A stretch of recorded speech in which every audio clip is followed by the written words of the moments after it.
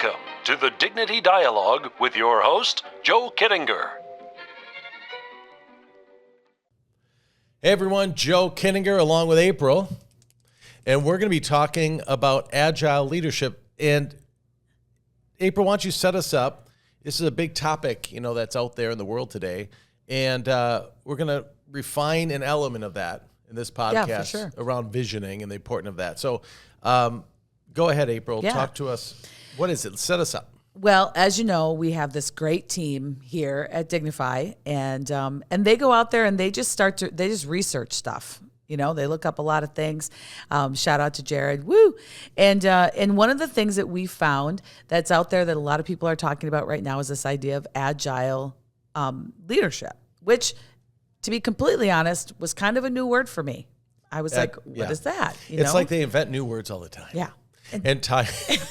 Agile's existed. For sure. The word Agile's been around for a while. There's Agile. The first time I heard the word Agile in business was programming. Agile programming. Oh. The ability to, when you program a software, to move week to week versus quarter to quarter because things come up and you want to position and shift what you're going to program next based on what your customers are saying and that sort of thing. Yeah.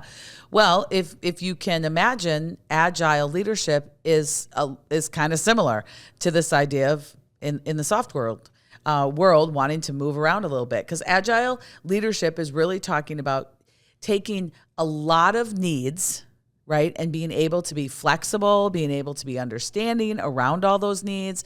And one of the key elements of that is being able to combine this idea of clarity of vision, right? Where are we going? What do I see for the company? That type of thing. And the execution. We know some people have great ideas. Oh, yeah. Ideas are not short to come by. Right. And they never quite make it to reality, right? Mm-hmm. Because they can't get past the execution of it. And so Agile leadership really connects these two pieces, clarity of vision and agility of execution, really being able to see what is required, having that awareness, what needs to happen when, when are we okay sliding off the trail just a little bit, right? Yep. And how do we get back on? All those kinds of things funnel into this idea of Agile leadership. And I think there is a lot to be said for having kind of that system mindset for it. And so, as you were mentioning earlier with the software, that's a great example of it. Yeah. And so I think it connects to what we do, particularly when we're working with leaders, decision makers, CEOs, all those folks, and we are kind of setting in motion, what do you want your company to be? What do you want your team to be? How do you see this growing? How does it fit into the larger picture, right? This idea of vision. We spend a lot of time with folks doing vision. And so I thought that would be kind of a cool way to approach this today, is just seeing that connection between Agile leadership and what we do here at Dignify with helping people with their visions and getting those in order. So that's kind of what you do. You spend a lot of time with a lot of people putting together their visions. And I would say that in this, journey of leadership development, the three elements that we focus on is leading yourself first, right? Understanding your own thoughts, removing your negative thoughts, controlling your behavior, living in reality, not fiction. And then we have to lead another. Mm-hmm. Yep. And then we have to lead initiatives and scale our company. And so one thing I learned is that being a high creative as I am, I remember sitting around the bonfire with Danica, up at our cabin, or even camping, and frustrated that, our employees wouldn't, and I remember we're 23 years old here. Why don't they get it? Why are they so confused? We've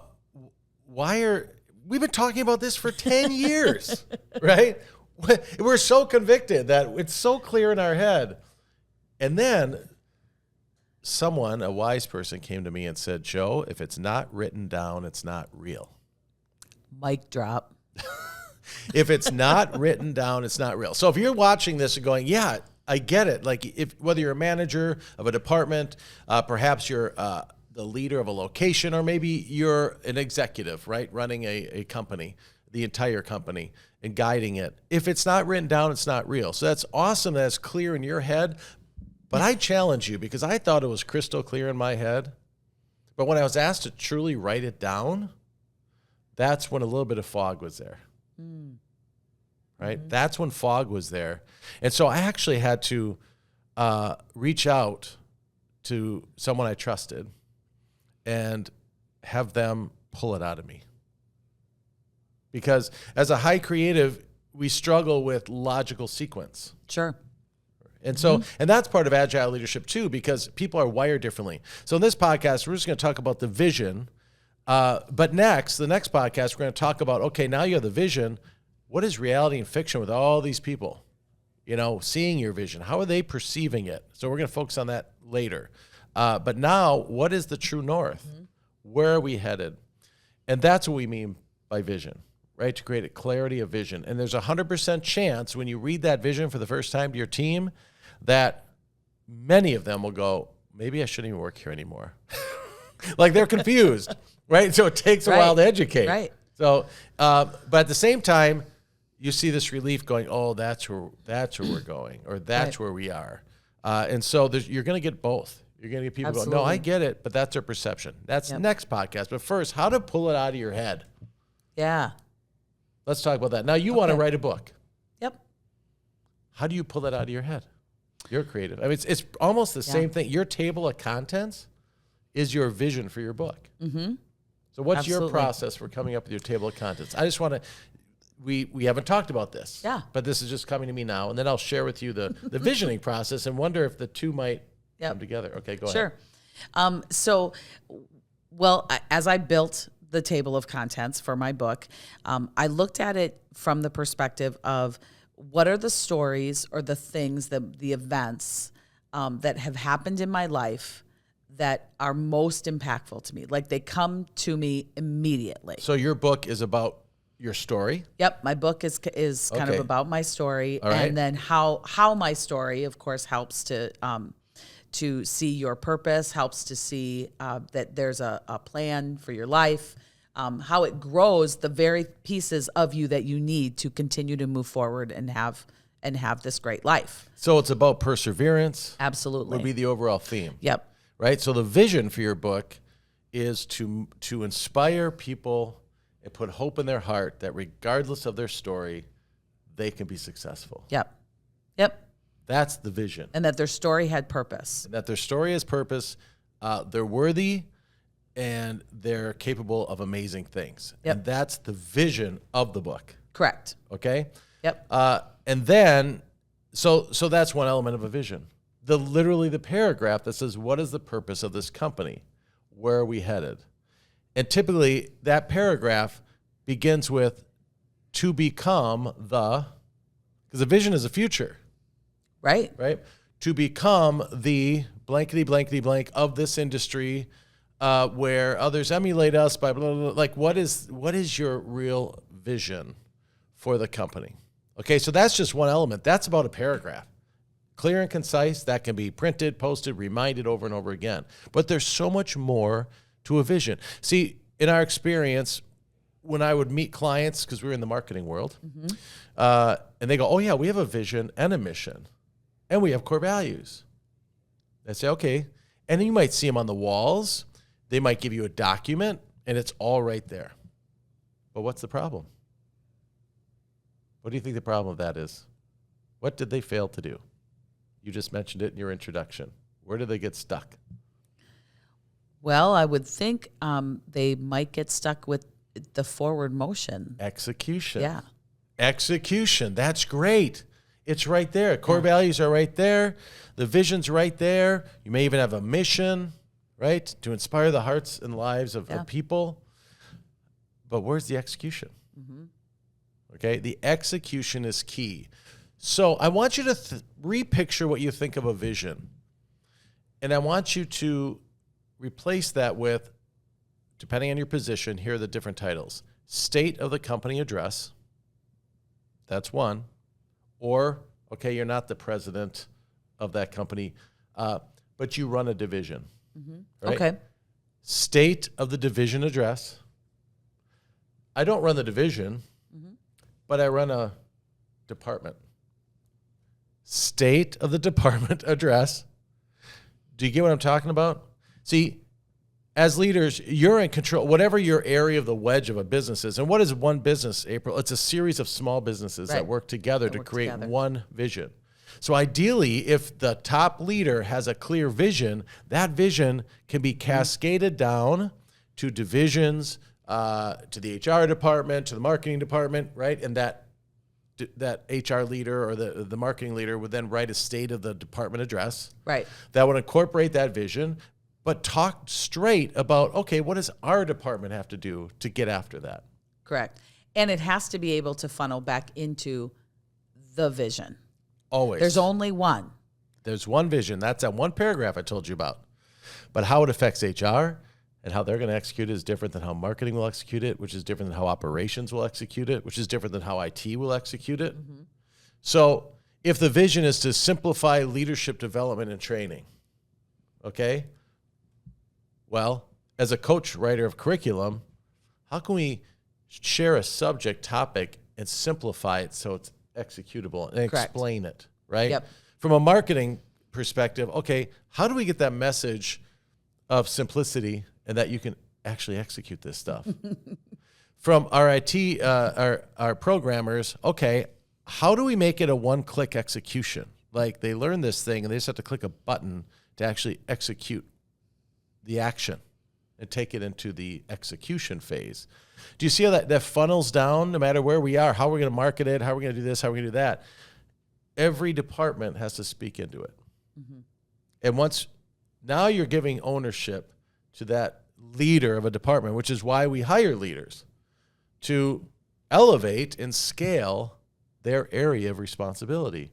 And to do that, most leaders think they have to do it alone. And we're here to say, you don't. Share the burden. Your people want you to share the burden. They want to be a part of something special. Joe, I have a question for you. So you talked earlier, we were talking about that idea that, that paragraph, that vision piece. Mm-hmm. It's future, right? Yes. How do we, because I see this a lot, I read a lot of visions. Yeah. Walk through a lot of visions with folks. And how do we get ourselves out of the now or the past, right? Where we sit. We have this vision for the future. We want to write the vision for the future. And we spend 3 pages talking about where we've been, right? That where we've been can drag us or keep us really from stepping into kind of the unknown of the future, right? How do we get unstuck? Okay, well, first of all, that's, you're talking about the other elements of a great state of the company address. Okay, so let's unpack that because I think that will set up your question of unstuck. Cool. So don't let me forget about the unstuck part. Okay, so what do people love about any human being you're with or your leader is there has to be a level of trust, right? I would agree. And so one element of building trust is honesty. We need to be honest. Okay, so you mentioned, this vision says we want to go here, but we have this past. Right. This first element of a great vision is we call current reality. So again, remember those chapters of your book? Yeah. Like you wanted to organize, here's our vision. Okay, I've got the vision. This is where I want to become. Start with that paragraph. What do you want to become? Where are we going? So that you can build the story. People learn through stories. Mm-hmm. All right? And so from what you want the book to do, then you chapter it out. And then each chapter would have the subject, your story, and the lesson learned and what they can do. You see how your brain starts to go, oh, now I can organize this book a lot better. And the same is with a vision. So the first thing is honesty. Current reality. What's going well now? What's not going so well now? Sure. Let's be real. Right. And not even just, let's say the company not executing something well, or our leadership is not aligned. It could be that type of subject. But it's also, let's be honest, where the industry is. Yeah, for sure. Right? Let's be honest where industry is. So we had an individual who works in a company that's based on hourly, the billable hour. And his vision is to create subscriptions, some of these value-added services that could stabilize the cash flow. Okay. Right? Well, that is unheard of within their company who's been around for like 80 years. So Okay, so let's acknowledge that. We will live and we will die by the billable hour. Right? Talk about that. Now, you're not saying anything's bad. Right. But you're just talking about what's real. So the current reality is, in that case, we compete with folks who pretty much do what we do. Where do we have the edge? In partnership and technology. We are going to advance our technology to create subscriptions that will hold these folks information that they can access at any time. It will create this, and we're going to brainstorm together all the different income streams that we could create that is not the billable hour. Not to saying we're ending the billable hour, because that's not realistic. Correct. That's their model. Right. We're heading towards a vision of reducing the billable hour and increasing something they just don't have. So the current reality is critical because it builds honesty. Like, I'm just being honest, right? And you can do it in a way that's not belittling by any means. Mm-hmm.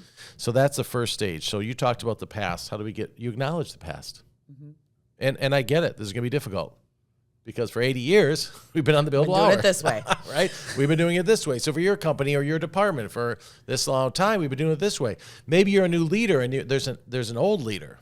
Right? And maybe that old leader is probably very different than you because all human beings are unique. Right. So leadership styles can be very different, and you can establish that's the reality. And you're not belittling that old leader, but I'm different.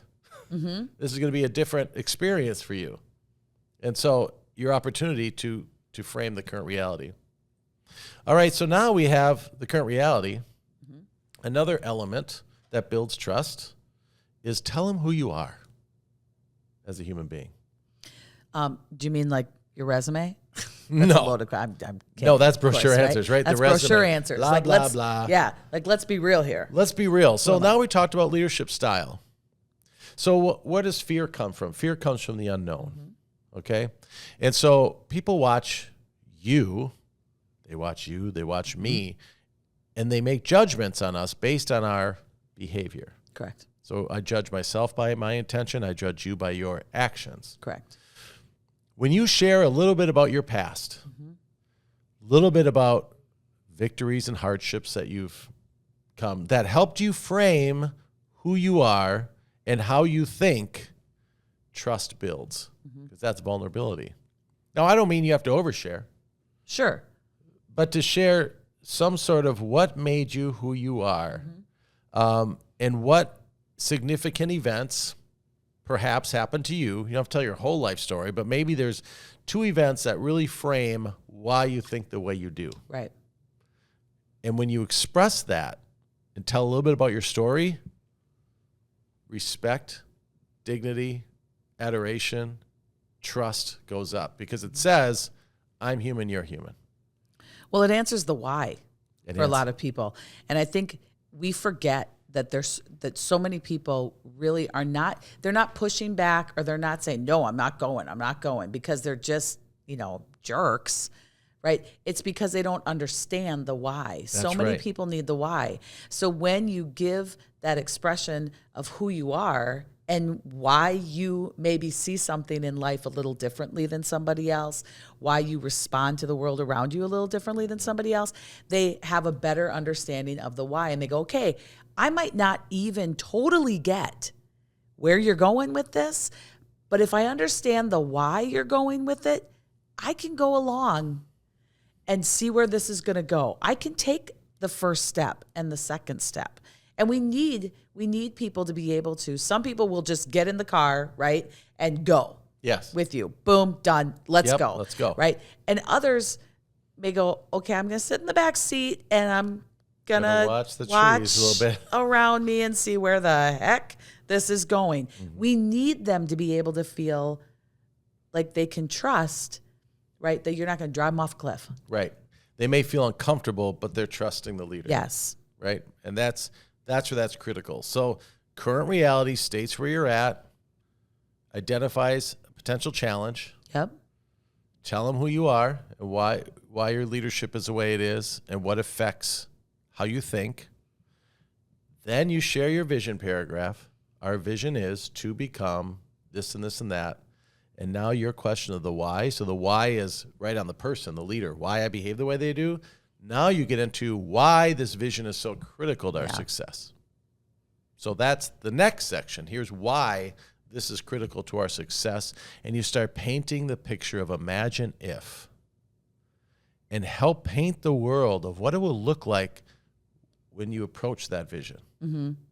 Imagine steady income that residuates every month without us doing a whole heck of a lot. Imagine this data being tied to us that our clients see and go, you know what, we might as well have them do this service for us as well, because everything's tied to here. Imagine a world where, and you start to help them imagine. It's great if you can connect it to something that exists, even if it's nothing like your industry.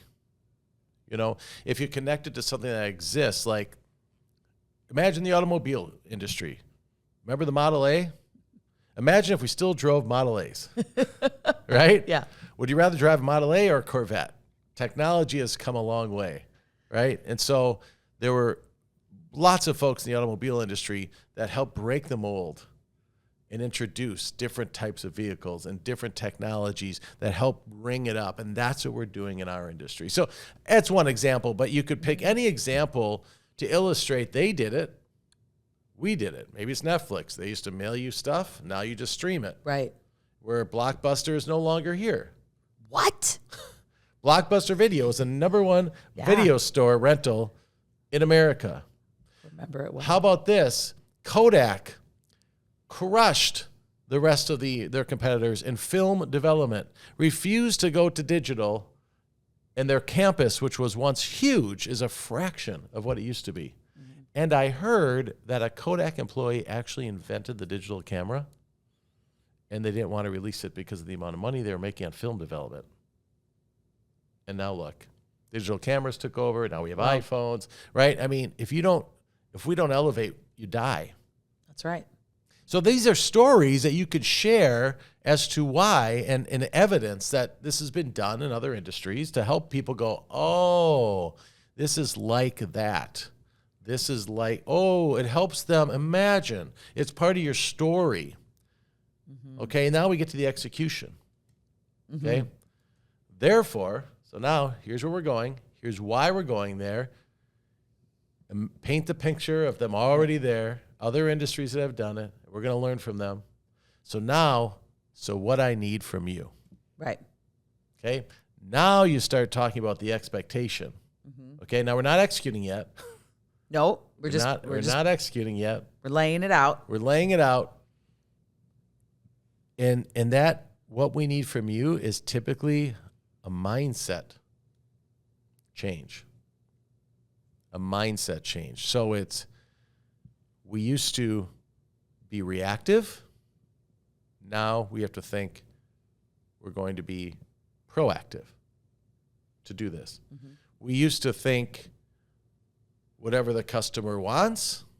We now have to think, let's share with them what the customer wants because they don't know it yet. I'm just throwing things off the cuff here. But it's really a mindset. We used to think, wait and see and wait for the next job. The new mindset is you all make a difference. You all have talent and you all can participate in the change. You won't be a spectator. Mm-hmm. We are going to include you in the change because of all your unique talent, which is about our next podcast. Okay? So, I mean, just setting this up. So if this really interests you and you're in that camp of writing this vision and want to execute it, make sure you watch this podcast and the next one because this is about creating that document. The next one is how do I approach engaging my people to actually participate and execute? Correct. Towards the vision. Execute towards the vision. That'll be next. But in that last portion, you're asking them for their commitment to be uncomfortable. Well, and what you have just expressed and what we just talked about today is actually a great practical example of agile leadership.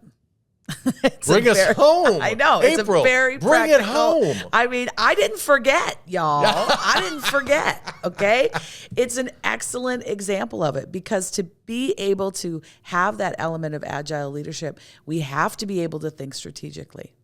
We have to be able to be flexible and have that ebb and flow, right? And move when we need to move. We need to be able to build trust. We need to be able to treat our people with dignity. We need to be able to understand emotional intelligence and know, where are we? Where is our awareness? Where are we self-regulating? Where we always think, oh, this is gonna suck. Right? We have to change that, being able to change that. And as leaders, we have to know our team really well. Yes, we do. To be able to put the expectation in front of our team and know who might we need to pour into a little bit individually, who's going to be just fine and just go along with it and like we're good. But all of those things are part of this idea of being an agile leader. And it starts, I love that we talked about vision today, because it really starts with vision. It does. Right? And then it continues with execution, which is going to be the next podcast. Yes, how to execute, how to get this group of leaders. Now, let's say you have 10, 12, 8, 5, 3, doesn't matter. How do you get them, once you present this, to execute, which is our next podcast. I love it. It's pretty exciting. And you'll see how it becomes almost less agile using Dignify to understand the motivational makeup of your people. But that's next podcast. Let's finish this podcast. So at the end, you're asking them for buy-in. You're asking them for a commitment to be uncomfortable. Yeah. It's okay. You may not have all the answers. We don't right this second, but together we will, through a process. We're going to include you. We're going to get your input, because together we'll go far. Mm-hmm. Alone we can go fast, but together I want to go far. Yeah. And that is your closing message of some sort, and have a theme. So the last element is a theme for the year, and these themes will change. So a theme could be, I think the example I was giving you with the billable hour company was transform, don't conform. Ooh. That's good. Transform, don't conform. Now, people go, oh, so they can blow up the core values and not conform to you. No, don't take it extreme, okay? Right. This is a trusted leadership group. That's all this goes past, is this leadership team. We're going to transform our industry. We're not just going to conform and do billable hour for the rest of our future. That is not our future. So in the context of a vision, that theme for those people makes sense. Mm-hmm.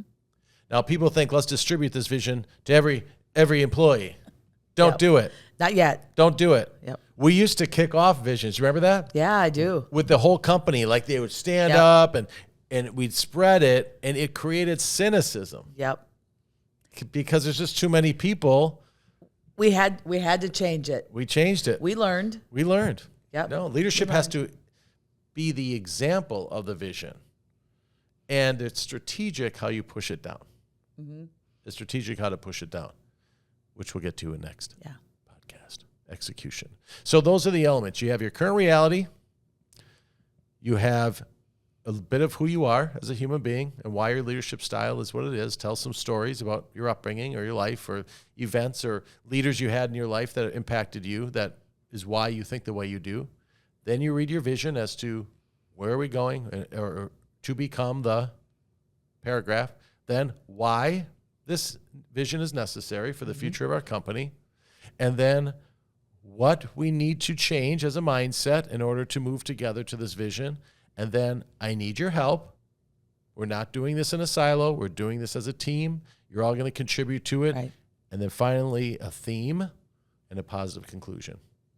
And therein lies an amazing, real, honest state of the blank address, department, division, company. Mm-hmm. Absolutely. I love it. So this has been another podcast with Joe and April. Subject, agile leadership, focusing on vision. We'll see you next month, our next podcast, which is focused on executing. How do I approach now how to execute a vision, which is typically the hardest part. But good news. There is a system. There is a process. Yep. And we're going to make it a little easier for you. It can be done. It can be done. All right. See you next time. See ya. This has been the Dignity Dialogue with Joe Kiedinger. Talk at you later.